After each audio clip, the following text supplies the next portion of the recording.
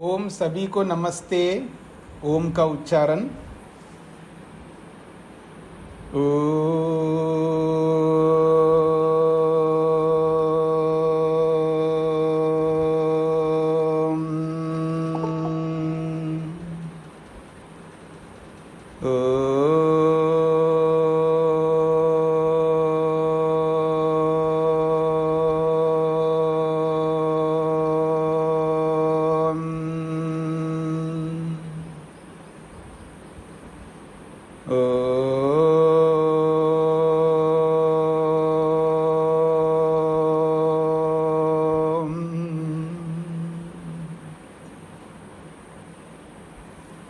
वेदांत दर्शन के चौथे अध्याय के चौथे पाद के 5 सूत्र हमने किए हैं। छठा सूत्र प्रारंभ होगा। प्रसंग है मुक्ति में जीवात्मा जब पहुंचता है तो किस स्वरूप में रहता है, ये प्रसंग चल रहा है। तो अविभाग से रहता है, परमात्मा में एकीभूत होकर के रहता है। तो एकीभूत होकर के रहने का अभिप्राय आपके सामने आ चुका है। जैमिनी आचार्य कहते हैं कि ब्रह्म के गुणों से युक्त होकर के रहता है। अब छठे सूत्र में औडलोमी आचार्य अपनी बात को रखते हैं या अपने सिद्धांत को रखते हैं। वो क्या मानते हैं? चिति तन्मात्रेण तदात्मकत्वाद औडलोमी। औडलोमी आचार्य ये कहते हैं कि चिति तन्मात्रेण, चिति का मतलब है चेतन स्वरूप, तन्मात्र का मतलब है केवल अपने चेतन स्वरूप में, अर्थात अपने निज चेतन स्वरूप में, अपने निज स्वरूप में रहता है। क्यों? तदात्मकत्वाद, उसका अपना निज स्वरूप चेतन स्वरूप ही है। महर्षि पतंजलि ने योग में कहा दृष्टा दृशि मात्र, वो केवल दृशि मात्र है, अर्थात चेतन मात्र है, अर्थात देखने का स्वरूप रखता है। दृष्टा दृशि मात्र शुद्धो भी प्रत्ययानुपश्य, एक सूत्र आता है। दृष्टा जो है, जीवात्मा दृष्टा है। दृष्टा का मतलब दृश्य मात्र, बस केवल देखने का स्वरूप है, केवल देखता मात्र है, परिवर्तन नहीं कर सकता, आपको रोक नहीं सकता, आपको बदल नहीं सकता, आप में कोई चेंजेस नहीं ला सकता, ना अपने में ना सामने वाले में, बस केवल दृष्टा स्वरूप है। तो ऐसे ही चिति तन्मात्रेण का मतलब है केवल चेतन स्वरूप है। क्यों? तदात्मकत्वात्, क्योंकि उसका स्वरूप ऐसा ही है। स एष मुक्तात्मा मुक्तौ चिति तन्मात्रेण अवतिष्ठति। स एष मुक्तात्मा, वो ये जो मुक्तात्मा मुक्ति में जो रहता है, मुक्तौ मुक्ति में जब रहता है तो चिति तन्मात्रेण, चिति का मतलब है चेतन स्वरूप, चेतन केवल, तन्मात्र का मतलब यहाँ वो तन्मात्रा वाला तन्मात्रा नहीं, यहाँ पर तन्मात्र का मतलब है तन्मात्रा, तत्मात्रा, तन्मात्रा, तत्मात्रा, यहाँ तकार को नकार हो रहा है। तत्मात्रा मतलब चेतन मात्रा वाला, अर्थात चेतन स्वरूप वाला। देखिए शब्द जो है एक जैसे दिखते हैं लेकिन वो होते कुछ अलग अलग है। मैं आपको 3 शब्द आपको देता हूँ। भवती भवती किम भवती, अक्सर संस्कृत पढ़ने वालों को ये उदाहरण दे करके बोलते हैं। भवती भवती किम भवती, 3 बार भवती शब्द का प्रयोग किया, 3 बार भवती शब्द का प्रयोग किया मैंने। तो भवती का एक होता है क्रियापद, भवती भवती भवता भवंती में जो भवती शब्द है क्रियापद को भी भवती कहते हैं। और भवान शब्द का सप्तमी में भवती होता है। भवती का मतलब है सप्तमी विभक्ति में, भवती का मतलब है आप में, तो सप्तमी विभक्ति में भी वैसा ही दिखता है भवती। और भवती का मतलब क्रियापद भी होता है। बात पकड़ में आ रही जी आप लोगों को? आप लिख करके देखेंगे आप तो समझ में आएगा। अपने कॉपी निकालिए और पेन निकालिए, लिख लीजिएगा। भवती भवती किम भवती, भवती भवती किम भवती।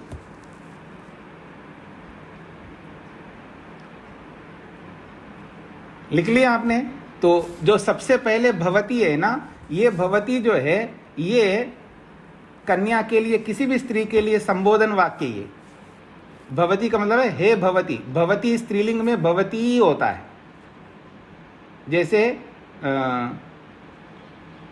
स्त्रीलिंग में जो भी शब्द होते हैं ना, जैसे नदी, नदी होता है ना, नदी के समान, तो भवती शब्द भवती भवत्यो भवत्यः इसका रूप चलता है, नदी नद्यो नद्या के समान। तो भवती शब्द को संबोधन में भवती होता है, अरस्सु इकार होता है। जैसे नदी का संबोधन हे नदी कहेंगे तो अरस्व इकार होगा, हे नदी, अरस्व इकार। अरस्व का मतलब है छोटी इकार। तो हे नदी, ऐसे भवती का संबोधन में हे भवती, अरस्व इकार।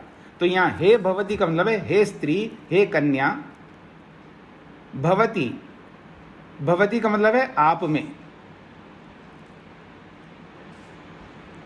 वैसे तो यहाँ पर भवती जो है दूसरे व्यक्ति के लिए है, पुल्लिंग में भवती होता है सप्तमी विभक्ति में, और स्त्रीलिंग में भवत्याम होता है। तो यहाँ भवती जो है स्त्रीलिंग में है, पुल्लिंग में है। भवती जो है भगवान का भवती होता है सप्तमी विभक्ति में। तो हे स्त्री, भवती का मतलब है उस आपके पति में। किम भवती, क्या चल रहा है?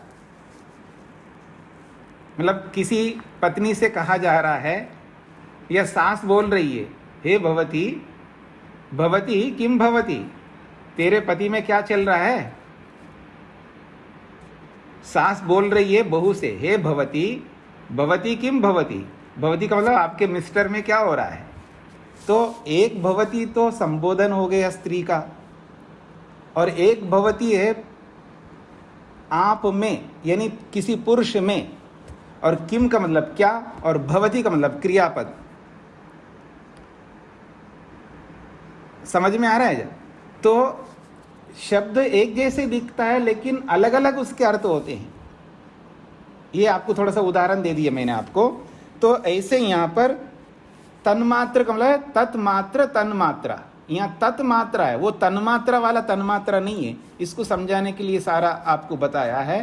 तत्मात्र का मतलब है तत्मात्रा, तत् का मतलब है चेतन मात्रा वाला, अर्थात केवल चेतन स्वरूप। तो चिति तन्मात्रा निकला केवल चेतन मात्रा वाला, यानी केवल चेतन स्वरूप वाला होता है, उसमें कोई बदलाव नहीं होता है। अर्थात जैसा उसका स्वरूप है वैसा ही रहता है मुक्ति में। उसके स्वरूप में कोई चेंजेस नहीं होते हैं, कोई बदलाव नहीं होते हैं। एज इट इज मुक्ति में जाने से पहले जैसा था वैसा ही रहता है। बस अंतर ये है, मुक्ति में जाने से पहले उसके साथ अविद्या जुड़ी हुई थी। आत्मा तो वैसा का वैसा है, अविद्या जुड़ी हुई थी। अब वो अविद्या हट गई है, अब अपने निज स्वरूप में केवल चेतन स्वरूप में रहता है। तो ये है चिति तन्मात्रेण अवतिष्ठते का मतलब है केवल चेतन स्वरूप में रहता है। चितिरेव पुरुष, देखिए योग दर्शन में भी स्पष्ट कहा है चितिरेव पुरुष। चिति का मतलब कौन है? पुरुष को चिति कहते, यानी आत्मा को चिति शब्द से बोला है। चितिरेव पुरुष का मतलब है चिति जो है ये आत्मा के लिए, पुरुष का मतलब ये आत्मा है।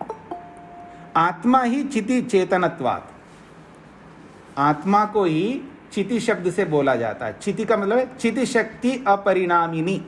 योग दर्शन के प्रथम पाद के दूसरे सूत्र में,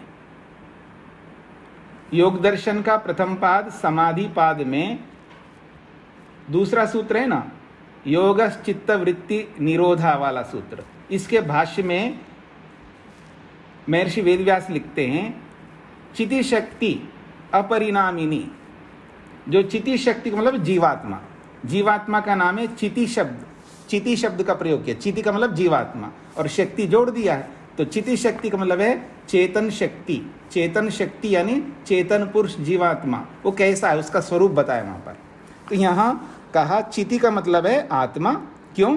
चिति चेतनत्वात्, चेतन होने से उसको चिति शब्द से बोला जाता है। यानी जीवात्मा का एक नाम हुआ चिति। बहुत सारे नाम आ गए जो आपके सामने, विश्वंग एक नाम है, चिति एक नाम है, ऐसे बहुत सारे नाम है जीवात्मा के। बस ईश्वर जितने नाम नहीं है, लेकिन है बहुत नाम। तो आत्मत्व मात्रेन, चिति मात्रेन, चिति तन्मात्राने का मतलब है आत्मत्व मात्रेन, केवल आत्म स्वरूप से, चैतन्य मात्रेन अवतिष्ठते। तो चिति तन्मात्रानि चिति तन्मात्रेन का अर्थ हो गया चैतन्य मात्रेन अवतिष्ठति, अपने निज चैतन्य स्वरूप से, यानी निज चेतन स्वरूप से वो मुक्ति में विराजमान होता है। नहीं तत्र अचेतनत्व संस्पर्शो विद्यते, उस मुक्ति में अचेतनत्व का संस्पर्श भी नहीं होता, अर्थात वो अचेतन के रूप में पड़ा रहे। जैसे प्रलय अवस्था में जीवात्मा बिना शरीर के अचेतनवत पड़ा रहता है, मूर्छित पड़ा रहता है, जड़वत बन जाता है जब तक प्रलय रहता है। अथवा सृष्टि में भी एक शरीर से छूटने के बाद दूसरे शरीर में जब तक नहीं जाता है तब तक वहाँ पर भी अचेतनवत रहता है। तो मुक्ति में भी क्या ऐसी कोई स्थिति आती है? तो नहीं। तत्र अचेतनत्व संस्पर्शो न विद्यते, उस मुक्ति में अचेतनत्व का संस्पर्श भी नहीं होता है, अर्थात जीवात्मा के साथ अचेतनत्व की स्थिति कभी नहीं आ सकती है। जब तक मुक्ति में रहेगा अपने निज चेतन स्वरूप में जागरूक रहेगा, अपनी स्थिति को अनुभव करता हुआ रहेगा। कुतः, क्यों? वो चिति मात्र है, चेतन मात्र है।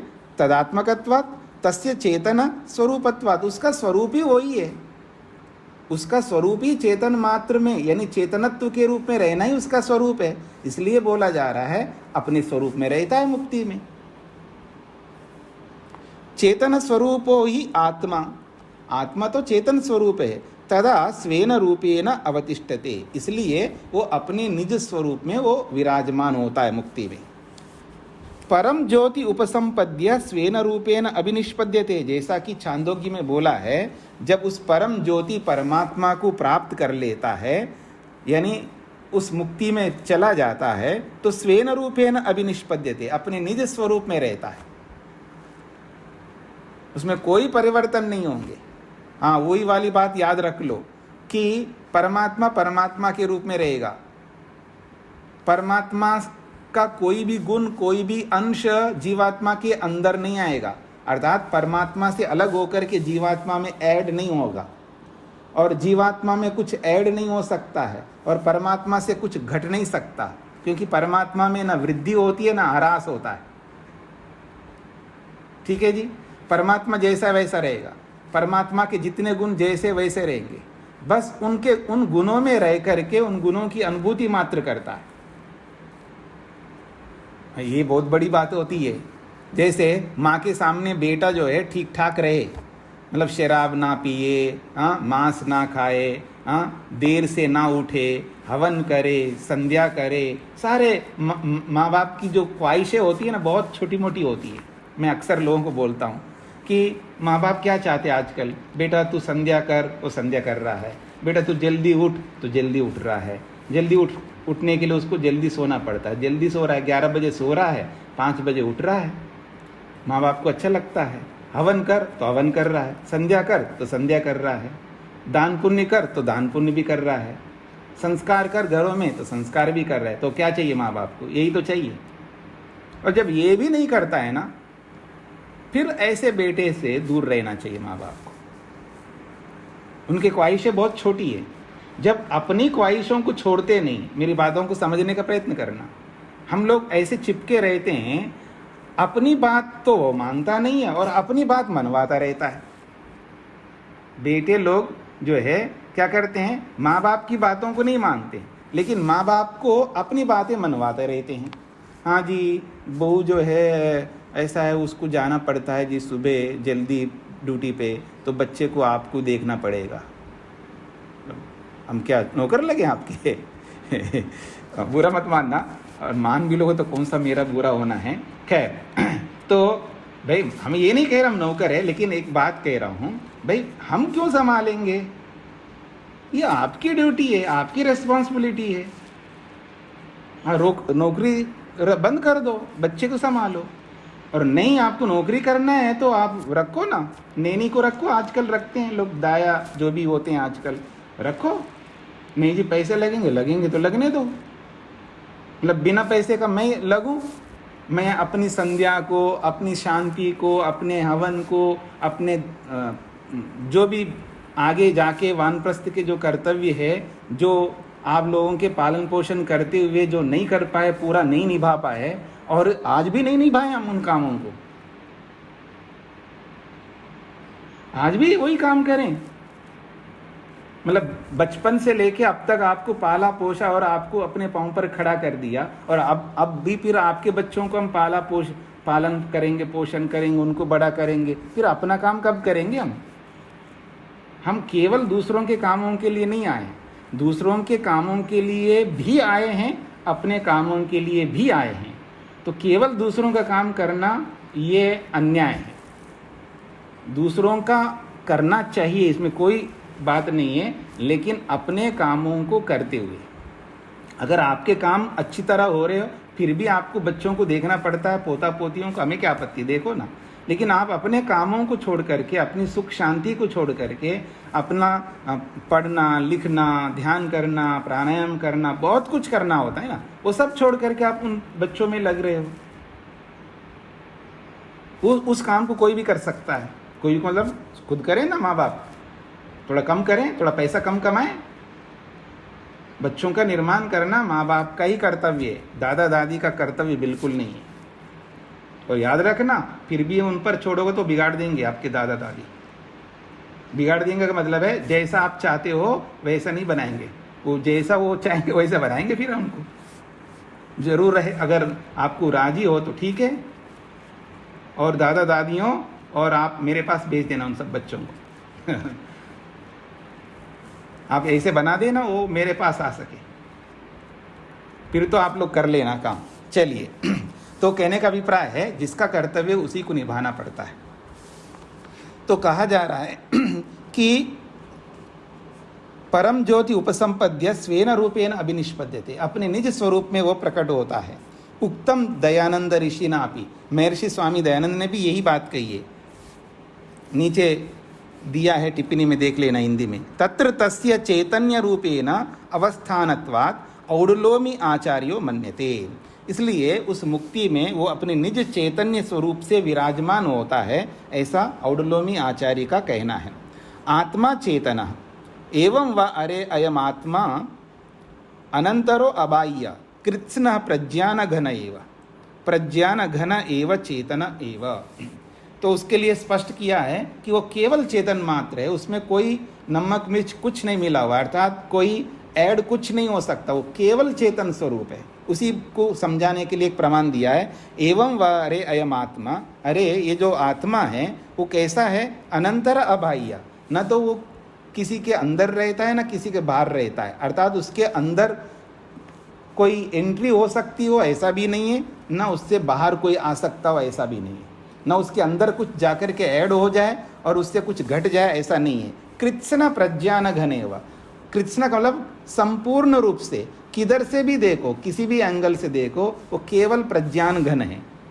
प्रज्ञान घन एवं चेतना, प्रज्ञान घन का मतलब है चेतन स्वरूप है, अर्थात उसको संपूर्ण रूप से जिधर से भी देखो, जिस एंगल से देखो, वो चेतन के रूप में ही, केवल चेतनत्व के रूप में ही दिखाई देगा। इसलिए महर्षि स्वामी दयानंद ने जीवात्मा का स्वरूप बताते हुए लिखते हैं वो केवल चेतन स्वरूप है। वैसे तो उसका मुख्य ज्ञान गुण है, लेकिन उसको विस्तार करोगे तो उसी ज्ञान के 24 सामर्थ्य बन जाते हैं। उसको 24 शक्तियां बोला है जीवात्मा के, तो उसी एक ज्ञानत, उस चेतनत्व के वो विस्तार है, वो प्रपंच है। हाँ जी, सूत्रार्थ लिखिएगा। औडलोमी आचार्य का मानना है कि, औडलोमी आचार्य का मानना है कि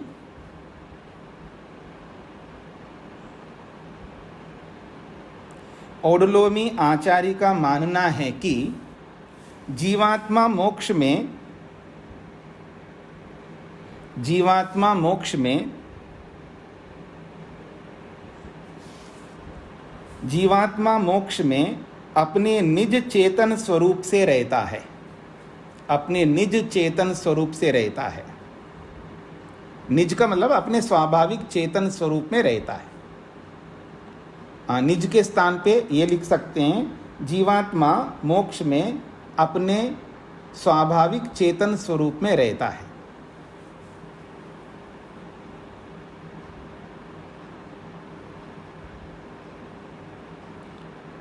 जीवात्मा मोक्ष में अपने स्वाभाविक चेतन स्वरूप में रहता है, क्योंकि जीवात्मा का एकमात्र वही चेतन स्वरूप है। क्योंकि जीवात्मा का एकमात्र वही चेतन स्वरूप है।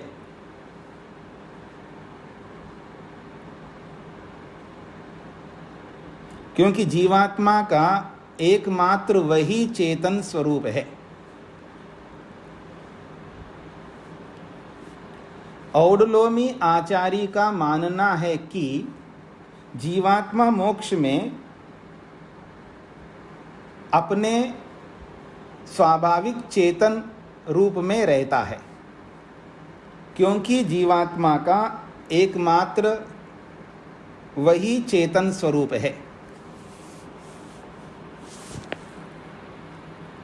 अब आगे बढ़ते हैं। जैमिनी आचार्य ने बोला है ब्रह्म के गुणों से युक्त रहता है। औडलोमी आचार्य ने कहा अपने निज चेतन स्वरूप में रहता है। तो क्या ये दोनों अलग अलग कहना चाहते हैं? मतलब परमात्मा के गुणों से युक्त नहीं रहता है ऐसा औडलोमी कहना चाहते हैं, अथवा औडलोमी जो चेतन स्वरूप में रहता है कह रहे हैं, तो जैमिनी ये नहीं मानते हैं ऐसा रहना? उसका उत्तर बादरायण यानी वेदव्यास दोनों का समन्वय करते हुए कहते हैं, जैमिनी औडलोमी मतयो समन्वयम प्रदर्शयति बादरायण। बादरायण का मतलब है बदरी का पुत्र बादरायण कहलाता है। तो बादरी तो पिता है और बादरायण वेदव्यास है। तो वेदव्यास कहते हैं जैमिनी और औडलोमी इन दोनों का मैं समन्वय करता हूँ, अर्थात दोनों सही कह रहे हैं, दोनों सिक्के के एक एक पहलू को कह रहे हैं। एवमपि उपन्यासात् पूर्वभावात् अविरोधम बादरायण। एवमपि उपन्यासात् पूर्वभावात् अविरोधम बादरायण। भाष्य को देखिएगा। मुक्तौ आत्मनः चिति मात्रतया अवस्थाने अपि। मुक्तौ मुक्ति में आत्मनः आत्मा के चिति मात्रतया अवस्थाने अपि अपने चेतन स्वरूप में रहने पर भी, अपने स्वाभाविक चेतन स्वरूप में जीवात्मा रहते हुए भी पूर्व भावात का मतलब है चिति तन्मात्रात् पूर्वम। ये जो केवल अपने स्वाभाविक चेतन स्वरूप में रहता है ऐसा जो औडलोमी बोला है, उससे पहले निष्पद्यमानात् ब्रह्म स्वरूपात् जैमिनी मतात्, इससे पहले जो जैमिनी ने जो मत प्रस्तुत किया है, जो ब्रह्म स्वरूप से युक्त होता है ऐसा जो बोला है, उसके साथ न विरोधा, कोई विरोध नहीं है। मतलब औडलोमी ने जो बात कही है कि मुक्ति में केवल चेतन स्वरूप से रहता है, तो इससे पहले जो जैमिनी ने जो बात कही है कि वो ब्रह्म के गुणों से युक्त रहता है, उस बात से इस बात का कोई विरोध नहीं है। दोनों अपने अलग अलग बातें कह रहे हैं। अपने निज चेतन स्वरूप में भी रहता है और ब्रह्म के गुणों से युक्त रहता है। तो ब्रह्म के गुणों से युक्त रहता का मतलब है ब्रह्म के गुणों का अनुभव करता है। ब्रह्म के गुणों को अपने में धारण करके उसके गुणों को ले लिया ऐसा नहीं है। मैं आपके घर में आकर के आपसे कुछ दान मांग लिया और आपके पैसे को ले लिया तो मेरा हो गया, ऐसा नहीं होगा वहाँ पर। तो परमात्मा के गुण परमात्मा के पास ही रहेंगे। तो ब्रह्म के गुणों से युक्त होने का मतलब है ब्रह्म के गुणों का अनुभव करता है, पर रहता है अपने निज चेतन स्वरूप में। तो इसलिए कोई बात नहीं है, कोई विरोध नहीं हो रहा है दोनों का। ये कहना चाह रहे हैं कि मुक्ति में आत्मा जो है अपने स्वाभाविक चेतन स्वरूप में रहते हुए भी इस चेतन स्वरूप में रहने की बात जो औडलोमी ने कहा, उससे पहले जो जैमिनी ने कहा है ब्रह्म स्वरूपात, ब्रह्म के स्वरूप से युक्त होता है, उस बात से इस बात का न विरोधा, कोई विरोध नहीं आता है। ऐसा बादरायण मन्यते, ऐसा बादरायण मानते हैं। अर्थात वेदव्यास ये कहना चाहते हैं, जैमिनी जो कह रहे हैं और ओडलोमी जो कह रहे हैं, मैं दोनों को मानता हूँ, दोनों सही कह रहे हैं, दोनों के बीच में कोई विरोध नहीं है, ऐसा वेदव्यास कहना चाहते हैं। उपन्यासाद उपयुक्त निगमनाद, क्योंकि उपन्यासाद का मतलब उपयुक्त निगमन, उपयुक्त का मतलब है यथार्थ कथन, जो निगमन यानी जो वेद श्रुति ने जो कहा है कि परमात्मा के गुणों से युक्त होता है, वो यथार्थ कहा है।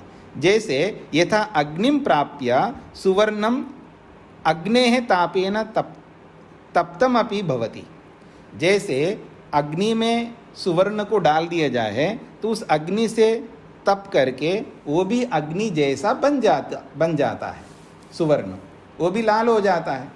लोहा, अग्नि में लोहे को डालो तो वो भी लाल हो जाता है, अग्नि जैसा बन जाता है, पर वो अग्नि नहीं बनता है, वो लोहा लोहा ही रहेगा, अपने निज स्वरूप में रहेगा, लेकिन उन गुणों को धारण कर रहा है, अर्थात उन गुणों को अनुभव कर रहा है। लोहा लोहा ही रहेगा, अग्नि अग्नि रहेगी। बस जैसे लोहा अग्नि में जाकर के अग्नि के गुणों से युक्त रहता है, जैसा सुवर्ण अग्नि में जाकर के अग्नि के गुणों से युक्त रहता है, ऐसे जीवात्मा मुक्ति में परमात्मा में प्रविष्ट होकर के परमात्मा के गुणों से युक्त रहता है। इसके साथ साथ अपने निज स्वरूप में भी तो रह ही रहा है, इसलिए दोनों कोई विरोध नहीं कर रहे हैं, दोनों एक ही बात कर रहे हैं, ये कहना चाह रहे हैं। तथैव, उसी प्रकार ब्रह्म नामकम परम ज्योति उपसंपद्या, जो ब्रह्म नामक जो परम ज्योति परमात्मा है, उस परमात्मा को मुक्ति में प्राप्त करके मुक्तात्मा ब्राह्मम रूपमादत्ते, ब्रह्म के स्वरूप को प्राप्त करता है, अर्थात ब्रह्म के स्वरूप को अनुभव करता है। प्राकृत संपर्काश्च विमुक्ता, हाँ प्रकृति के संपर्क से तो विमुक्त हो जाता है। तो प्राकृत संपर्काश्च विमुक्ता सन स्वकीयम चिति रूपम अपि आपनोति, तो प्राकृतिक संपर्कों से रहित होता है, अपने चेतन स्वरूप में तो रहता ही है, लेकिन ब्रह्म के स्वरूप को भी अनुभव करता है, इसलिए दोनों में कोई विरोध नहीं है। सूत्रार्थ लिखिएगा। मुक्ति में मुक्तात्मा, मुक्ति में मुक्तात्मा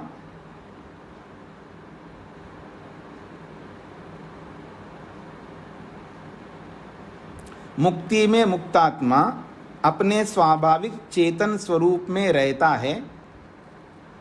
मुक्ति में मुक्तात्मा अपने स्वाभाविक चेतन स्वरूप में रहता है।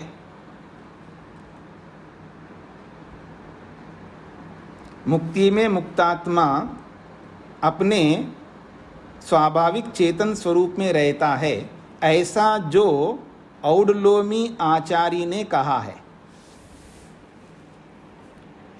ऐसा जो औडलोमी आचार्य ने कहा है,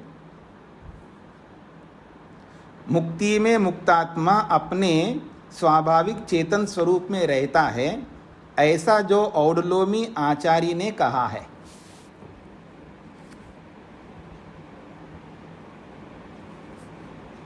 ऐसा जो औडलोमी आचार्य ने कहा है, उससे पूर्व जो जैमिनी ने उससे पूर्व जो जैमिनी ने उससे पूर्व जो जैमिनी ने उपन्यास आदि के माध्यम से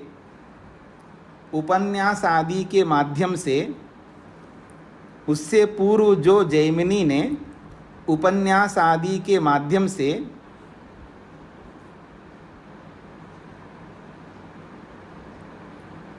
उपन्यास आदि के माध्यम से ब्रह्म के गुणों से युक्त रहने की बात, ब्रह्म के गुणों से युक्त रहने की जो बात कही है, उपन्यास आदि के माध्यम से ब्रह्म के गुणों से युक्त रहने की जो बात कही है, ब्रह्म के गुणों से युक्त रहने की जो बात कही है, दोनों में कोई विरोध नहीं है। दोनों में कोई विरोध नहीं है। दोनों में कोई विरोध नहीं है।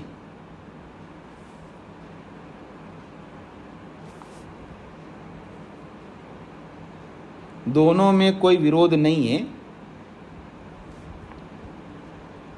क्योंकि श्रुतियों में ऐसा ही कहा गया है।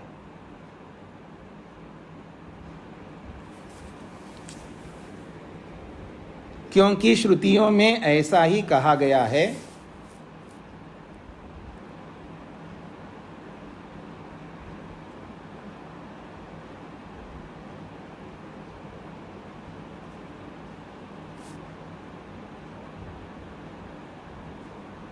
श्रुतियों में ऐसा ही कहा गया है,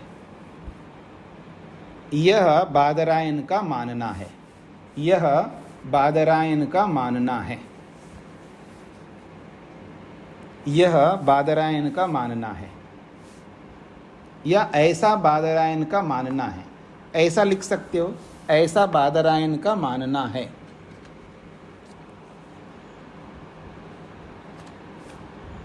ऐसा बादरायण का मानना है। एक बार बोल देता हूं, मुक्ति में मुक्तात्मा अपने स्वाभाविक चेतन रूप में रहता है, ऐसा जो औडलोमी आचार्य ने कहा है। उससे पूर्व जो जैमिनी ने उपन्यास आदि के माध्यम से ब्रह्म के गुणों से युक्त रहने की जो बात कही है, इन दोनों में कोई विरोध नहीं है, क्योंकि श्रुतियों में ऐसा ही कहा गया है। ऐसा बादरायण का मानना है।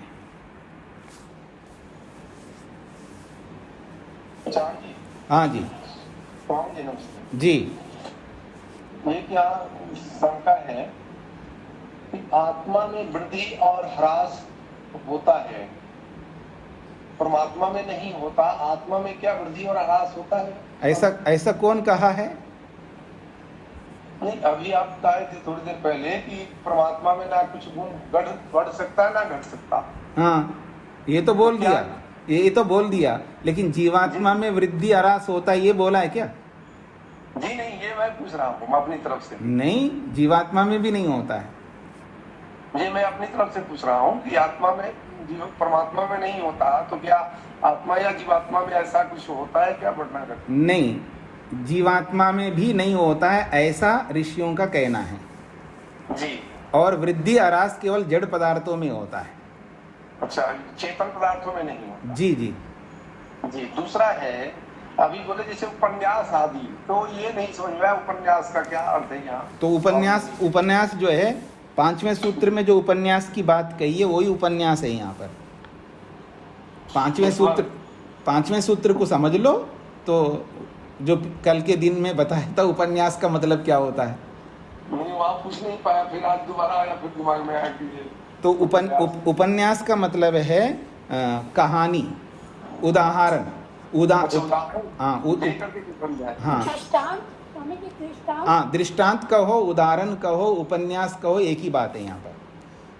श्रुतियों में उदाहरण दे करके, दृष्टांत दे करके ये समझाया गया है कि जीवात्मा मुक्ति में ब्रह्म के गुणों से युक्त होता है। धन्यवाद जी जी। अब आगे बढ़ते हैं जी, हम मुक्ति के अंतिम पड़ाव पर पहुंच रहे हैं जी। तो मुक्ति में क्या अनुभूतियां होती है और क्या कैसे अनुभूतियां होती हैं, इन सब बातों की चर्चा हो रही है। तो कहते हैं संकल्पादेवतु तश्रुते। अब मुक्ति में वो कैसे काम करता है, क्या करता है, कैसे अनुभूति करता है परमात्मा के गुणों का, तो कहते हैं संकल्पादेव, बस संकल्प करता है मैं भगवान के आनंद को पाना चाहता हूँ, पाने लगेगा। संकल्प करते वैसा हो जाता है। संकल्प मूलः, ये संकल्प मूल है, यानी संकल्प का मतलब है बस विचार करते ही वैसा हो जाता है। मुक्ति का ये लाभ है। आप में से कौन है जो म्यूट नहीं किया? माता जी, हाँ, म्यूट कर लीजिएगा। तो संकल्पादेवतु तश्रुते जैमिनी मते खलु आत्मा मुक्तावस्थायां ब्राह्मेण रूपेण अवतिष्ठते, तत्र ब्राह्म्य रूपे तस्य यत् कामचारित्वम ऐश्वर्यम भवति। जब जैमिनी के मत को हम देखें तो ब्रह्म के गुणों से युक्त रहता है, तो क्या करता है? ब्रह्म के गुणों से युक्त कैसे रहता है? तो कहते हैं मुक्तावस्थायाम ब्राह्मेण रूपेण अवतिष्ठते, ब्रह्म के गुणों से युक्त रहता है। तत्र ब्राह्म्य रूपे, जब उस ब्रह्म के गुणों से युक्त रहता है तो यत् कामचारित्वम, यत् कामचारित्वम का मतलब है जैसी उसकी कामना होती है वैसा हो जाता है, मतलब जैसी जैसी कामना करता है वैसा वैसा उसका पूरा होता है। तो यत् कामचारित्वम ऐश्वर्यम भवति, इच्छा के अनुरूप उसको ऐश्वर्य प्राप्त होने लगते हैं परमात्मा के। तस्य सर्वेषु लोकेषु कामचार भवति, अब वो सभी लोकों में यथेष्ट गमन करता है, उसको कोई रोक टोक नहीं है। हाँ जी, मैंने पीछे भी बोला था, आपने मिठाई बना रहे हो तो आपके मिठाई के अंदर भी घुस जाएगा मुक्तात्मा, आपके अंदर भी घुस जाएगा, कहीं भी घुस जाएगा, पृथ्वी में भी आएगा, सूर्य में भी जाएगा, कहीं भी जा सकता, किसी भी लोक में जा सकता है, किसी भी सौर मंडल में जा सकता, किसी भी गैलेक्सी में जा सकता है। ब्रह्मांड बहुत लंबा चौड़ा है, कहीं भी जा सकता बिना रोक टोक के। अब मैं जाना चाहूँ, आप जाना चाहें सूर्य के गर्भ में, आप चाहने से, मेरे चाहने से नहीं होगा ना, भगवान चाहने से भी नहीं होगा, क्योंकि हम जल जाएंगे, वहाँ तो पहुँचना तो दूर की बात है, थोड़ा सा ऊपर उठते ही हम जल मर जाएंगे। यहीं पर जब दुबई जाते हैं इस गर्मी में तो 50 डिग्री 55 डिग्री वहाँ पर रहना बड़ा मुश्किल होता है। हमने देखा हमारे भारत में बस स्टैंड भी दिखता नहीं है, जैसे होते हैं ना, वो क्या बोलते हैं, जैसे कहीं बस के लिए वेट करने के लिए कोई छप्पर ऊपर, कोई धूप से या बरसात से बचने के लिए। हमने दुबई में देखा पहली बार तो देखा कि यहाँ पर ये केबिन से बनी हुई है, क्या है ये? हम लोग तो ऐसे समय में गए जहाँ गर्मी नहीं थी, तो उन्होंने कहा जी ये जब गर्मी होती है ना तो ये जो इसमें जाके खड़े रहते हैं, नहीं तो गर्मी में नहीं खड़े हो सकते, वो एसी से होता है युक्त, और बस के लिए या किसी चीज़ के लिए वेट करना होता है तो उस डिब्बे के अंदर जाओ, बैठ खड़े रहो। हाँ, तो वो मतलब एसी बस स्टॉप बने हुए हैं वहाँ पर, समझ रहे हैं ना, एसी बस स्टॉप बने हुए हैं, और गर्मी के अंदर बाहर खड़े नहीं हो सकती, इतनी गर्मी होती है। तो जब धरती पे इतनी गर्मी होती है और ऊपर उठते जाएं हम लोग, आप कितने ही बड़े यंत्र में बैठ करके जाओ, सबको भस्म कर देगा वो। तो सूर्य के गर्भ में नहीं जा सकते, लेकिन मुक्ति में तो कहीं भी जा सकते हैं। तो कहते हैं सर्वेषु लोकेषु कामचार भवति, सभी लोकों में वो गमनागमन करता है। तत्र खलु संकल्पादेव तु भवति, वहाँ केवल संकल्प मात्र से हो जाता है, नहीं प्रयत्नम अपेक्षते, वहाँ प्रयत्न करें, हाँ जी गाड़ी वाले को बुला लो, ड्राइवर को बुला लो, अब किस में जाऊँगा, उसमें जाऊँ, इसमें जाऊँ, कुछ नहीं, बस संकल्प करो तो संकल्प मात्र से हो जाएगा, उसमें कोई प्रयत्न करने की जरूरत नहीं है। प्रयत्न का मतलब है कर्म करने की जरूरत नहीं है, याद रखना। मुक्ति में कोई कर्म नहीं होता है जी, प्रयत्न का मतलब है मुक्ति में कोई कर्म नहीं करता जीवात्मा, बस फल ही फल भोगता रहता है। कहते हैं न च संकल्प मात्रेण तत्र मुक्तो भवति, सांकल्पिकम शरीरम तथा ही दयानंद ऋषिना भी प्रतिपादितम। कहते हैं संकल्प मात्रेण, संकल्प मंतरेण, संकल्प के बिना कुछ नहीं हो सकता है। न च संकल्प मंतरेण तत्र मुक्तो भवति, बिना संकल्प में कुछ भी नहीं हो सकता वहाँ। संकल्प तो करना पड़ेगा, इतना तो करना पड़ेगा, इतना प्रयत्न तो करना पड़ेगा, लेकिन इस प्रयत्न को कर्म नहीं कहते। सांकल्पिकम शरीरम तथा ही दयानंद ऋषिना भी प्रतिपादितम, सांकल्पिक शरीर तो होता है, मतलब वहाँ सूक्ष्म शरीर होता है, ये बात कही जा रही है, उसको सांकल्पिक शरीर कहते हैं। तश्रुते तस्य श्रुति वचनात् सिद्ध्यतीदम, श्रुति के वचन से ये बात सिद्ध भी होती है। क्या?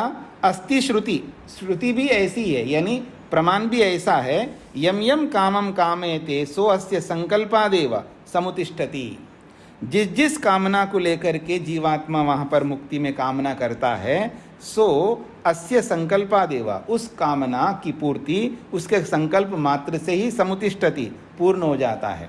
तेन संपन्नो महीयते, फिर उस कामना को पूर्ण करके वो महिमा को प्राप्त होता है। तो संकल्प तो करना पड़ता है, ये संकल्प की बात कही है वहाँ पर। फिर कहा है आगे, श्रीनवन श्रोत्रम मनवानो मनोभवती, वो सुनना चाहता है तो उसका कान बन जाते हैं, वहाँ पर कान हो जाता है। श्रीनवन श्रोत्रम भवती, सुनना चाहता है तो कान उसको प्राप्त होता है। मनवानो मनोभवती, वो मनन करना चाहता है, विचार करना चाहता, अच्छा इतनी हीट है क्या सूर्य की नाभि में, मैं तो कल्पना भी नहीं कर सकता था इतनी हीट है, तो उसको मनन करना पड़ रहा है ना, तो वो मनन कर रहा है तो मन भी हो जाता है। तो जो चाहता है वो सब कुछ मुक्ति में हो जाते हैं, ये इसका अभिप्राय है। सूत्रार्थ लिखिएगा, मुक्तात्मा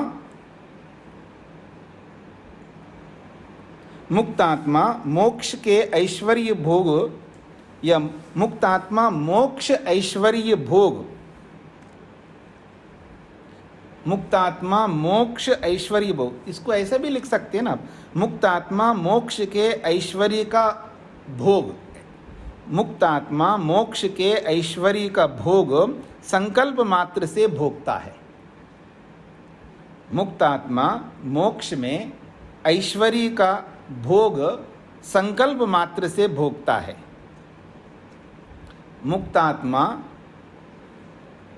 मोक्ष में ऐश्वर्य का भोग संकल्प मात्र से भोगता है।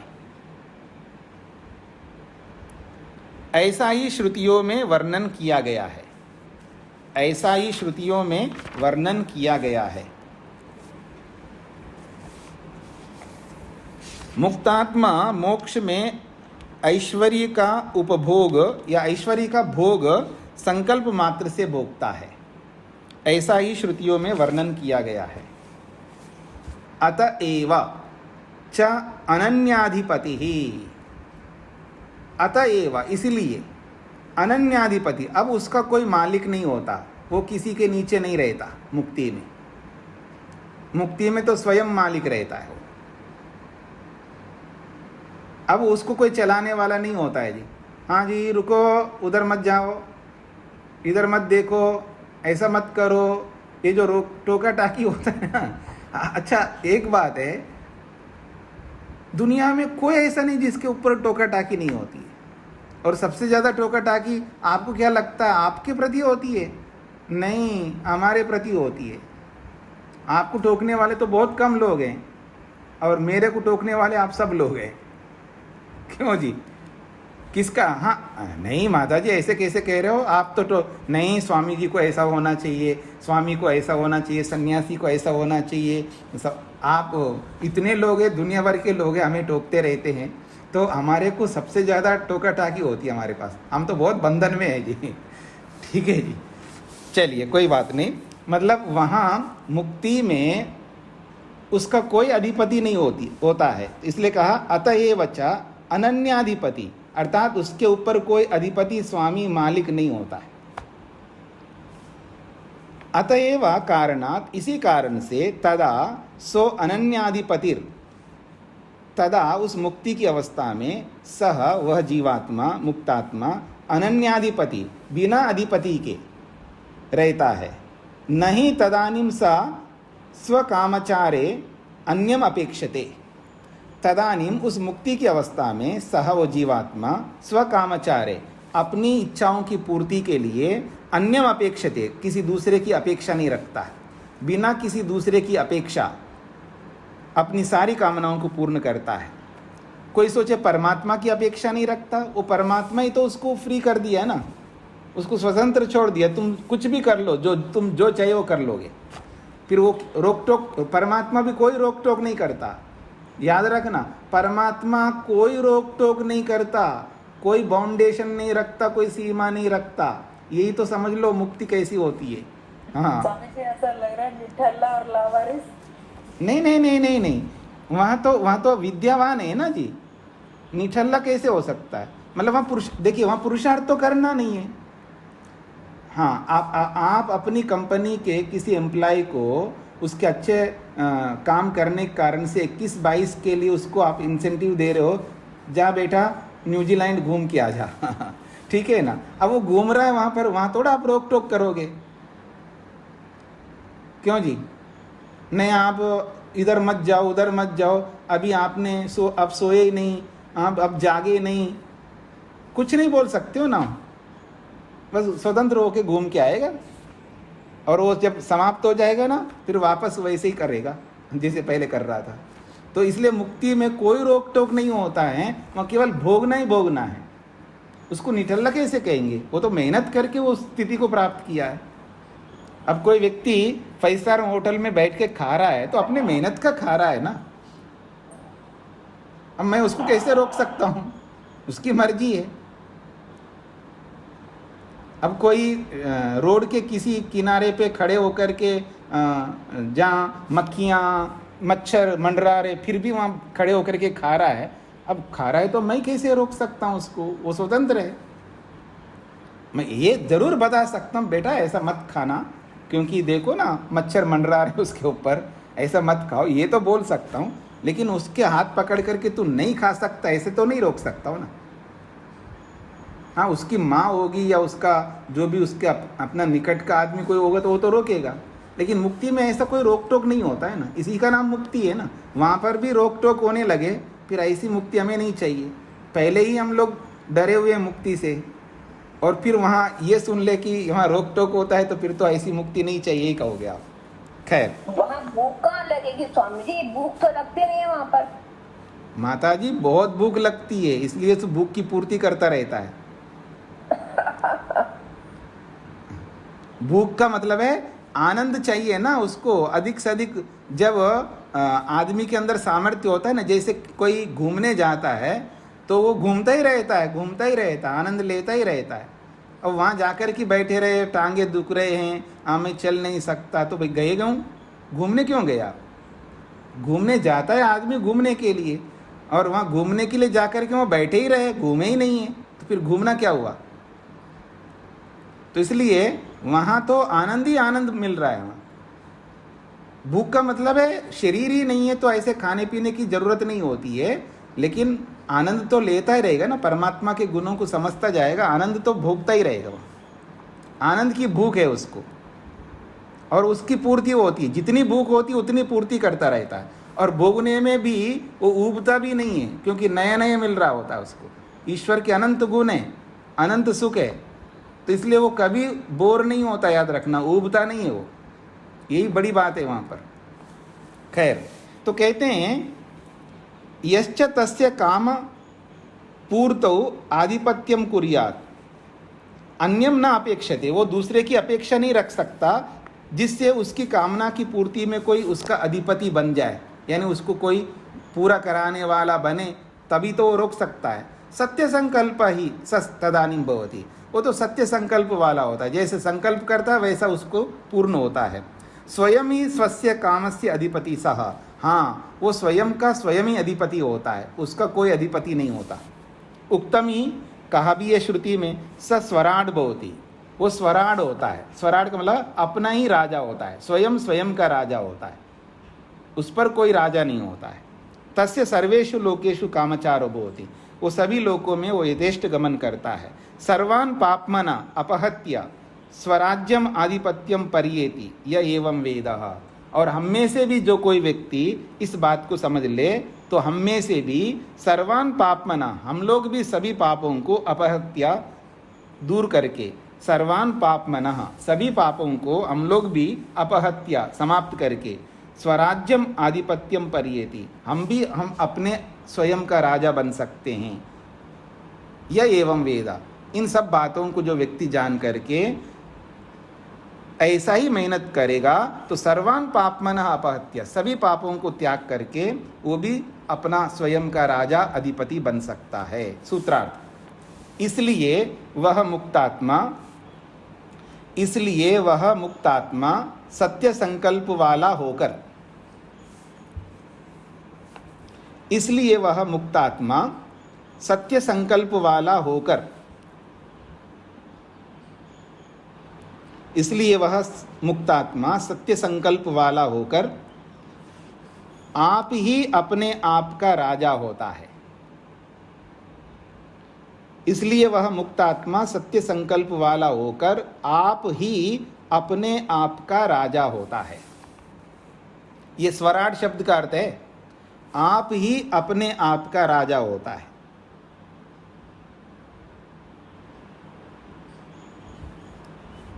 आप ही अपने आप का राजा होता है, उस पर अन्य कोई अधिपति नियंत्रण करता नहीं होता है। उस पर अन्य कोई अधिपति नियंत्रण करता नहीं होता है।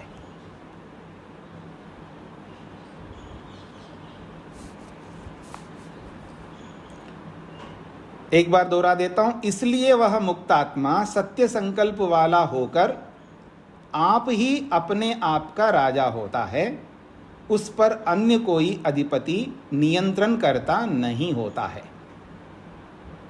कई लोगों के हाथ खड़े हो गए, तो मैं क्रम से पूछ लेता हूं। बिंदिनी जी बोलिए। जी प्रणाम जी। वो तो प्राप्तम प्रापण्यम का स्थिति है, वो फिर क्या करना रखता है फिर मुक्तात्मा? अच्छा, प्राप्तम, तो सब कुछ उनको प्राप्त हो गया। हाँ, तो प्राप्तम प्रापण्यम का जो स्थिति आपने अभी बताया, हाँ, तो उसको समझा रहा हूं मैं। प्राप्तम प्रापनीयम जो स्थिति है, मुक्ति में जाने के लिए जितना प्राप्त करना था वो प्राप्त कर लिया। मुक्ति का कंडीशन है ना, मुक्ति में जाने के लिए जो पाना था वो सब पा लिया। अब मुक्ति के लिए पाने योग्य कुछ नहीं बचा, उसको कहते हैं प्राप्तम प्रापनीयम। लेकिन मुक्ति में जब जाता है तो वहां पर ईश्वर के तो अनंत गुण हैं, उन गुणों को तो अनुभव करेगा ना। जी जी, हाँ, संतो, हाँ जी, रूप जी क्या इसलिए वह मुक्तात्मा सत्य संकल्प वाला होकर आप ही अपने आप का राजा होता है, उस पर अन्य कोई अधिपति नियंत्रण करता नहीं होता है।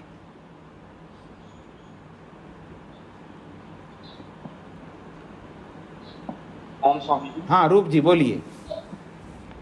स्वामी जी, जैसा कि अभी बताया कि आत्मा स्वतंत्र होता है मुक्ति में, तो वो ईश्वर के विभिन्न गुणों का भी विभिन्न गुणों को भी समझ सकता है। ईश्वर को ज्यादा से ज्यादा समझते हैं, मतलब जैसे ईश्वर ज्ञानवान है, सर्वरक्षक है। तो स्वामी जी, जब वो इतना मतलब वहां पे रह के काफी ईश्वर को काफी जानता है, काफी ज्ञान भी ले लेता है, तो उसका फिर उसको बेनिफिट बाद में भी होता है जब उसका जन्म होता है पृथ्वी पे? नहीं होता है।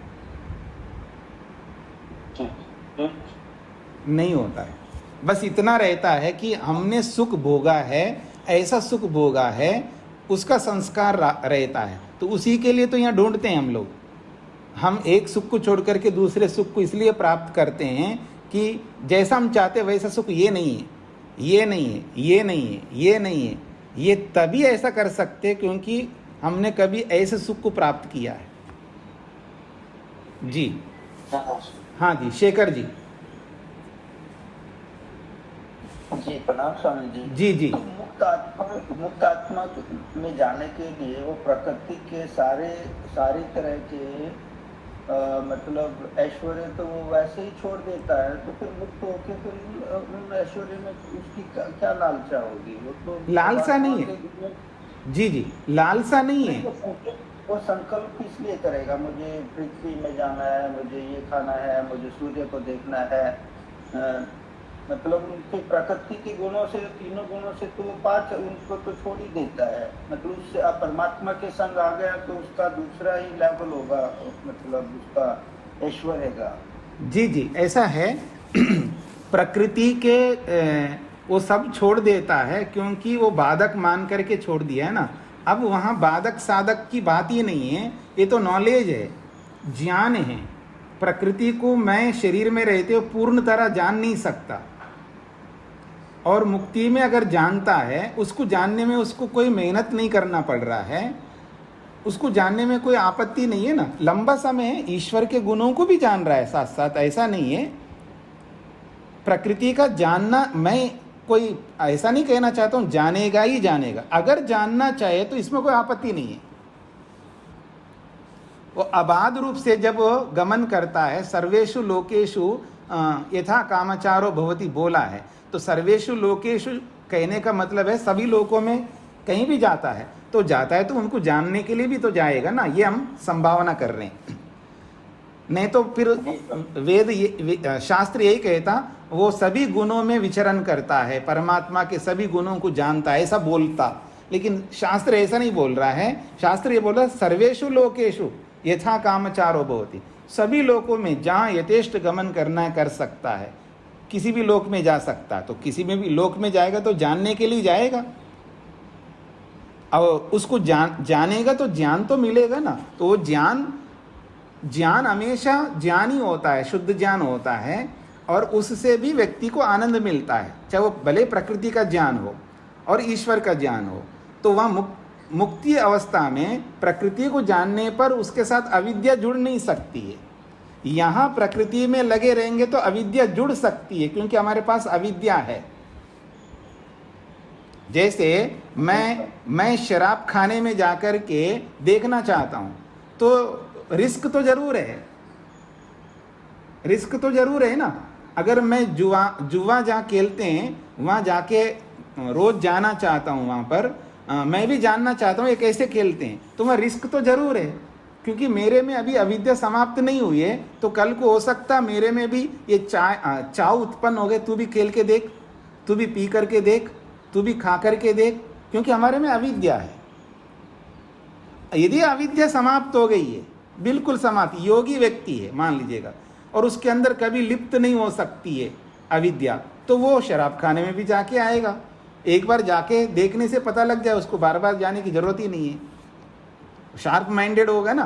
और वो जुआ खाना में भी जाएगा, वो देख के आएगा, एक बार देखने से पता लग जाएगा। और नहीं भी जाएगा कोई फर्क नहीं पड़ता, वो अनुमान से भी जान सकते हैं। एक बात कह रहा हूँ, अगर जाना चाहे देखना चाहिए, ताकि दुनिया को बताने के लिए भी तो देखना पड़ता है ना।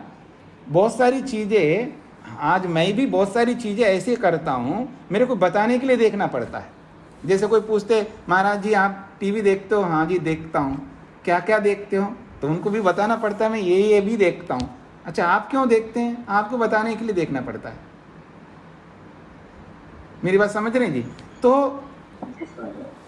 तो इसलिए योगी भी अगर उसको शराब खाने में, वैशालय में, उसमें इसमें जाके आके देखना अगर चाहे तो देख भी सकता है, क्योंकि उससे लिप्त नहीं हो सकता, क्योंकि उसमें अविद्या नहीं है। अगर जो कोई भी अविद्या से युक्त हो, चाहे मैं हूं या कोई भी हो, अविद्या से युक्त हो गए, तो हमारे में चांस है कि हम लिप्त हो सकते हैं, क्योंकि हमारी अविद्या भी छूटी नहीं है। तो ऐसी स्थिति में जहाँ रिस्क होता है ना, वहाँ जाना नहीं चाहिए आदमी को। याद रखना मेरी बात, सबके लिए बोल रहा हूँ मैं, जहाँ रिस्क होता है वहाँ कभी नहीं जाना चाहिए। आप कहने लगे जी नहीं जी वहाँ पर भी तो हमको लाभ ले सकते हैं, वहाँ से भी शिक्षा ले सकते हैं। अरे शिक्षा लेने के बहुत सारी चीज़ें हैं जहाँ से हमको लेना बाकी बहुत बचा हुआ है। तो जहाँ रिस्क है वहीं जाकर के शिक्षा लेना कोई ज़रूरी नहीं है, जहाँ रिस्क नहीं है वहाँ जाकर के बहुत कुछ शिक्षा हम ले सकते हैं। ये एक अलग शैली है, मतलब ये शैली हम सब लोगों के लिए अधिक उपयुक्त है। हाँ कोई योगी है जिसने अविद्या समाप्त किया है और वो सब जगह जाकर के देख करके दुनिया को समझाना चाहता है, उसके लिए कोई रिस्क नहीं है।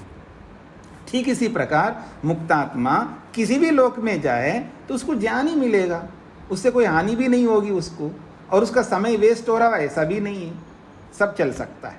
ठीक है जी? जी स्वामी। हाँ मधु जी क्या प्रश्न है?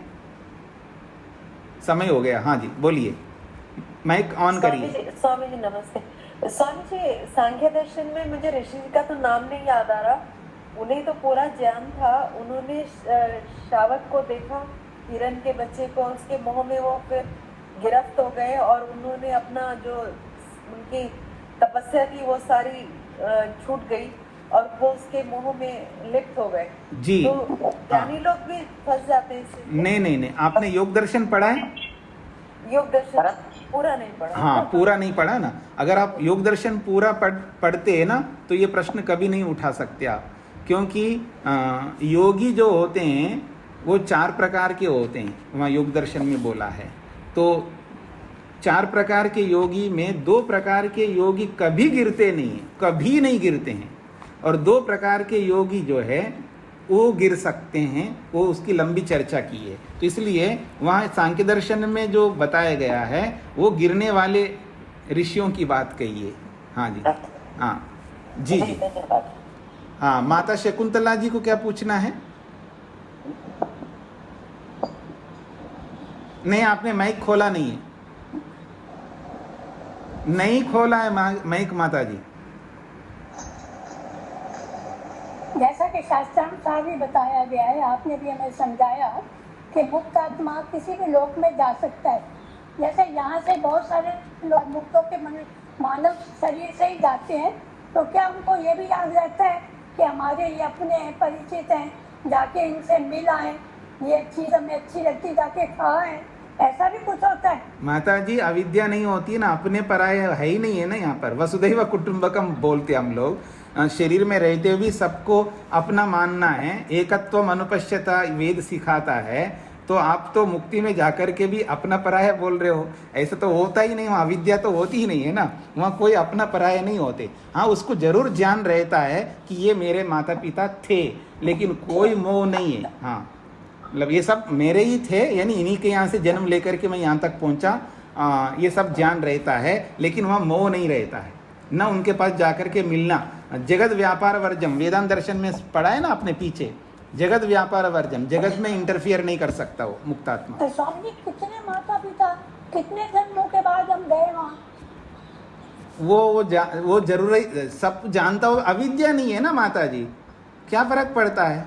मैंने कितने ड्रेस पहना है वो सारे याद आ जाए तो फर्क क्या पड़ता है? इतने ड्रेसों को पहना था, तो ऐसे इतने माँ बाप मेरे बने, तो कोई फर्क नहीं पड़ता ना। अविद्या नहीं है ना, मोह होता ही नहीं है, तो किसी से अटैचमेंट नहीं रहता है। और दूसरी बात, जगत में आकर के किसी से मिलना, जगत में इंटरफियर करना, ये वर्जित है।